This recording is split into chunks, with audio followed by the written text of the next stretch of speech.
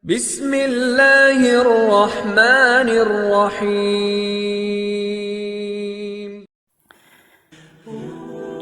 Bismillahirrahmanirrahim. Assalamualaikum warahmatullahi wabarakatuh. Syukur alhamdulillah kita bisa berjumpa lagi di channel ini. Salawat dan salam selalu terlimpah curahkan kepada junjungan kita, Nabi besar kita Nabi Muhammad sallallahu alaihi wasallam. Allahumma shalli ala Muhammad wa ala ali sayyidina Muhammad. Harapan dan doa saya, semoga Allah Subhanahu wa taala memberikan saudaraku semuanya selalu diberikan kesehatan, dilapangkan rezekinya, diampuni dosa-dosanya, dan dipanjangkan umurnya. Amin, amin, amin ya rabbal alamin. Sahabat beriman yang dirahmati Allah Subhanahu wa taala, setahun menjelang kematian seseorang, Allah Subhanahu wa taala akan mengutus malaikat atau setan untuknya, masing-masing bertugas membimbing atau menyesatkan sesuai dengan kehendaknya. Hal tersebut dijelaskan, diriwayatkan dari Aisyah radhiyallahu anha, sebagaimana dinukil ahli tafsir kenamaan asal Andalusia Imam Samsuddin Al-Qurtubi dalam kitab At-Tazkirah. Disebutkan dalam hadis tersebut, jika Allah menghendaki kebaikan pada seseorang, maka setahun sebelum kematiannya Allah menitahkan seorang malaikat. Allah memerintahkan seseorang malaikat untuk membimbing orang itu dan memberinya taufik, sehingga orang-orang berkata, fulan telah meninggal dalam keadaan yang terbaik. Ketika orang itu akan meninggal dan melihat pahala amalnya, maka rohnya sangat rindu. Pada saat itulah dia ingin bertemu dengan Allah, dan Allah pun ingin bertemu dengannya. Dan apabila Allah menghendaki keburukan pada seseorang, maka setahun sebelum kematiannya Allah membiarkan setan mendatangi orang itu, lalu disesatkannya dan diteror, sehingga orang-orang berkata, fulan meninggal dalam keadaan buruk.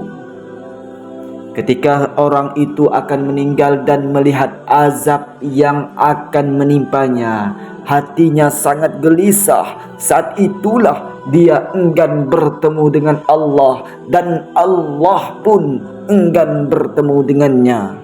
Hadis tersebut juga disebutkan oleh Ibnu Turun dalam At-Tahrir Al-Murashak dan dinisbatkan kepada Ibnu Abi Ad-Dunya dari Aisyah radhiyallahu anha secara marfu. Kehendak Allah Subhanahu wa taala atas kebaikan atau keburukan seorang sebelum datangnya kematian turut disebutkan dalam riwayat At-Tirmizi pada bab Al-Qadar dari Anas radhiyallahu anha bahwa Rasulullah sallallahu alaihi wasallam bersabda, sesungguhnya Allah Azza wa Jalla apabila menghendaki kebaikan pada seorang, maka dia mempekerjakannya. Seorang bertanya kepada beliau, bagaimana Allah mempekerjakannya wahai Rasulullah? Beliau bersabda, memberinya taufik ke arah amal soleh sebelum meninggal. Imam At-Tirmizi mengatakan hadis tersebut sahih. Al-Albani rahimahullah juga menyebutkan sahih sebagaimana termuat dalam Sahih Al-Jami. Dalam Sahih Al-Jami juga disebutkan hadis serupa. Rasulullah sallallahu alaihi wasallam bersabda, apabila Allah menghendaki kebaikan kepada hambanya, maka dia memberinya madu.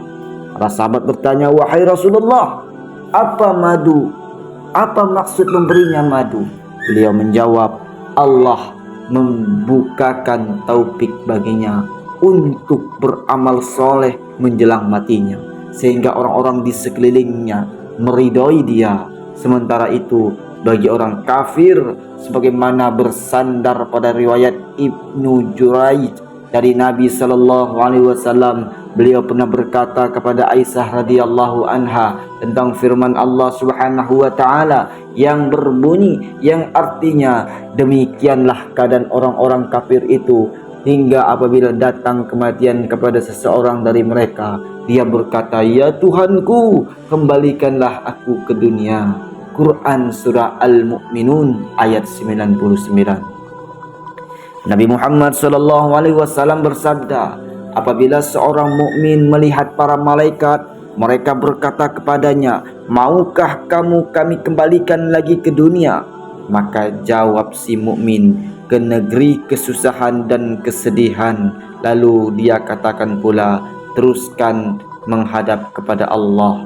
Adapun orang kafir, maka para malaikat berkata kepadanya, "Maukah kamu kami kembalikan ke dunia?" Maka dia menjawab, "Ya, kembalikanlah aku ke dunia agar aku berbuat amal soleh." Quran surah Al-Mu'minun ayat 99 sampai 100. Semoga kita termasuk golongan orang-orang yang mendapatkan taufik dari Allah Subhanahu wa taala sebelum datangnya kematian. Amin amin ya rabbal alamin. Demikianlah yang bisa saya bagikan, semoga bisa bermanfaat buat kita semua. Wallahu a'lam bissawab. Assalamualaikum warahmatullahi wabarakatuh.